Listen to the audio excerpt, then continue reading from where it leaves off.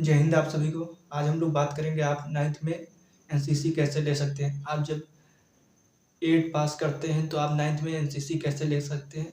आज उसकी ए to Z प्रक्रिया समझेंगे और बात करेंगे और आप इजीली कैसे कर सकते हैं। तो सबसे पहले आप जब 8 पास करेंगे 9th में जाएंगे। आप 9th में जहाँ पे हैं क्या वहाँ पे एनसीसी है।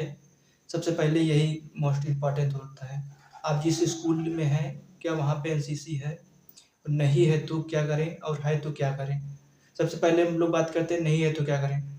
आप पहले वहाँ से एडमिशन आप अपना कटाइए और वहाँ पे एडमिशन कराइए जहाँ पे एनसीसी है। और अगर आपके स्कूल में एनसीसी है तो अच्छी बात है, तो फिर कहीं जाने की आपकी आवश्यकता नहीं है।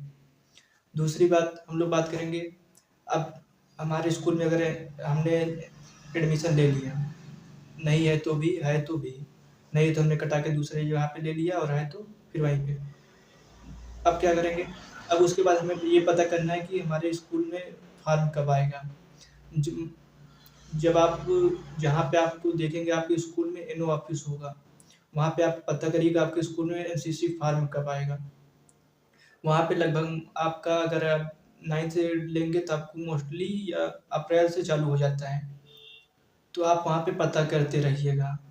स्कूल वाइज़ होता है, ये अपना बटालियन के हिसाब से स्कूल वाइज़ के हिसाब से होता है वो आपकी भर्ती कब लेंगे।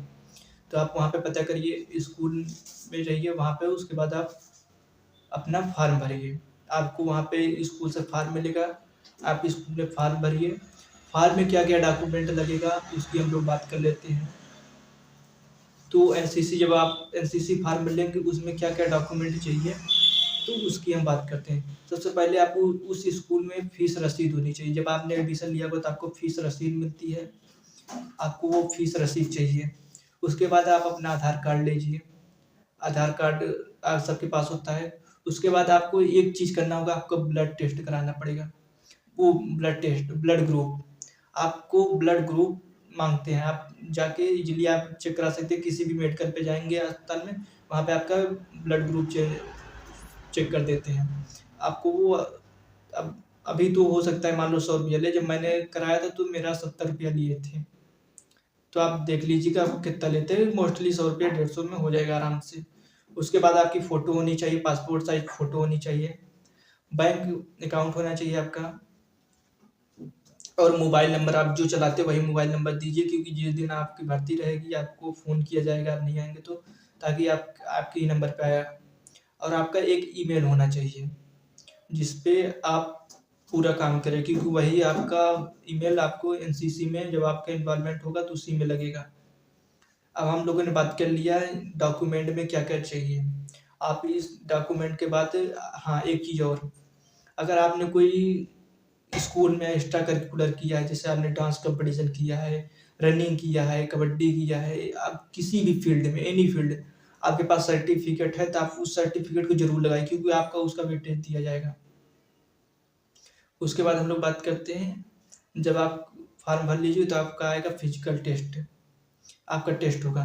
फिजिकल टेस्ट में क्या-क्या होगा हमने एक पूरी डिटेल वीडियो बनाया है, अगर आप उसको विस्तार से जाके देख भी सकते हैं। सबसे पहले आपका क्या होगा, जब आपको वहाँ पे बुलाया जाएगा तो आपको जो फॉर्म मिला वो उसमें नंबर दिया रहता है, 1 2 3 करके ऐसे नंबर दे देते हैं। उस नंबर से आपको बैठाया जाएगा। बैठाने के बाद आपको एक ग्रुप में आपको बाँट देंगे। छोटे-छोटे ग्रुप में 10-15 ग्रुप में बाँट के अलग-अलग बैठा देंगे।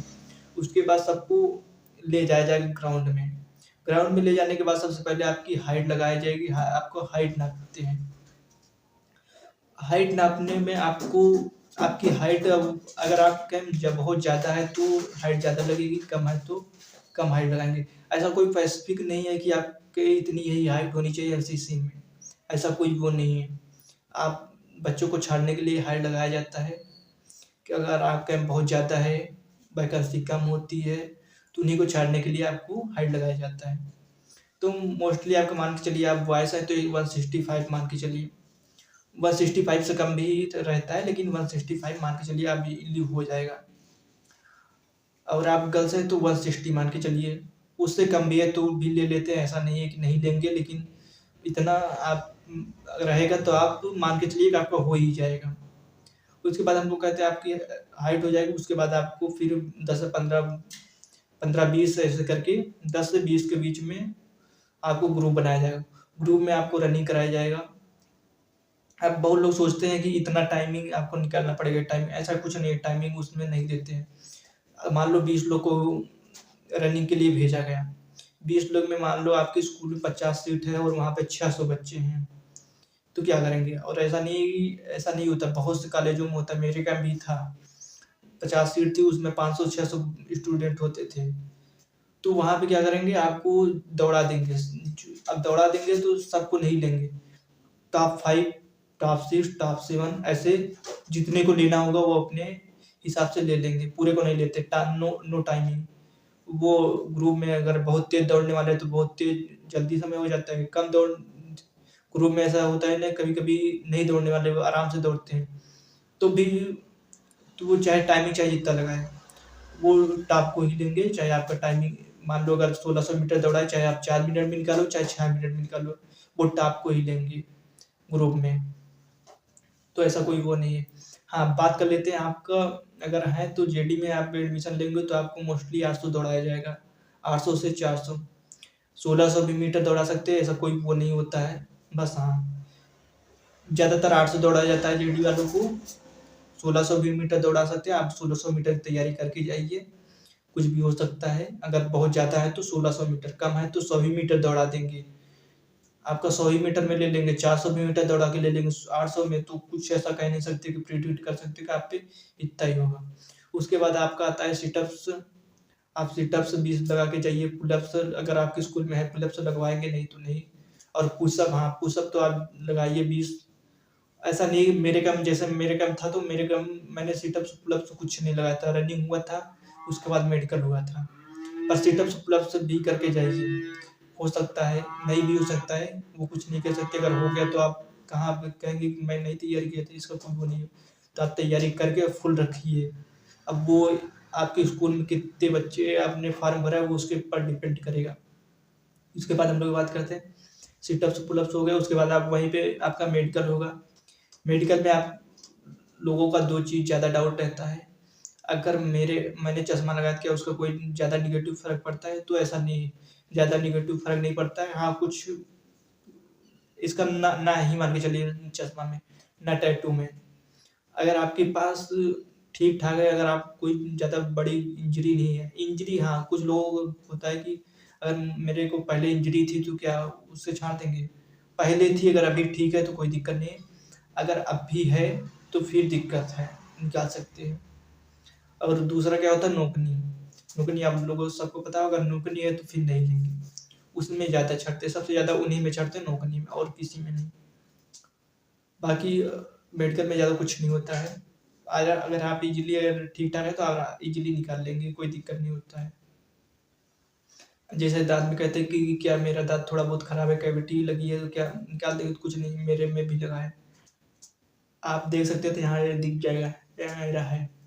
तो मैंने तो भी किया है, तो ऐसा कुछ नहीं, दाँत तो ज़्यादा नहीं देखते हैं। उसके बाद हम लोग बात करते हैं इंटरव्यू। इंटरव्यू अगर लेंगे, नहीं भी लेंगे, कुछ कह नहीं सकते हैं, बहुत ज़्यादा है तो लेंगे, नहीं है तो कम लेंगे। मैंने वही बताया कि आपके स्कूल में कितनी भर्तियाँ हैं और कितने लोगों ने फॉर्म भरा है, उसके ऊपर डिपेंड करेगा कि आप कितना हार्ड आपका एग्जाम होगा। तो आप इंटरव्यू में आप सिर्फ कॉन्फिडेंस रहिए, आप जो पूछे बस उसका कॉन्फिडेंस जवाब दीजिए, नहीं आता है तो सॉरी बोल दीजिए, लेकिन आप इधर उधर का मत क्वेश्चन बनाइए अपने से। वहाँ पे क्या देखने हैं, सिर्फ आप कॉन्फिडेंस है नहीं है, बस यही इतना उनका मेन फोकस होता है। सिर्फ इतना जानना चाहते हैं कि आप मन से लेना चाहते हैं या केवल आपने किसी का देखा या किसी के कहने पे आए हैं। तो वो आपको बातों में वो निकाल लेते हैं, उनका इतना एक्सपीरियंस होता है कि वो आपसे बात करेंगे, वो आपको इजीली पता कर लेंगे कि आप मन से चाहते हैं या नहीं, कि आप किसी के कहने पे आए हैं या फिर ऐसे ही चले आए। तो ये थी पूरी प्रक्रिया। आपको हाँ वो पूरा समझ में आ गया। वीडियो अच्छा लगा तो शेयर कीजिए, लाइक कीजिए, सब्सक्राइब कीजिए और दूसरों के पास भी पहुँचाइए ताकि उन्हें भी पता चले, क्योंकि अब भर्तियाँ चालू हो चुकी हैं तो उन्हें भी इजीली पता चले। मैंने